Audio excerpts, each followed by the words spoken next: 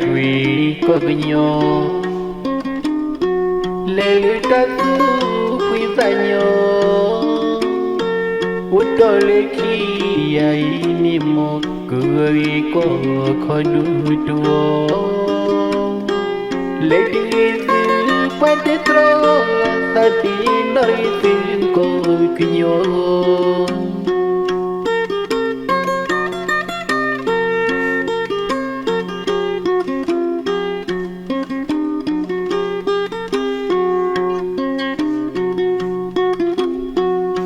le dagui cognyo le tatu puisanyo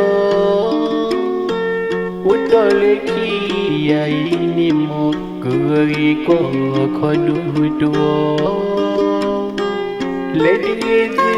pate tro sati noi tin ko knyo le di pate tro sati noi ko knyo le di pate tro sati noi ko knyo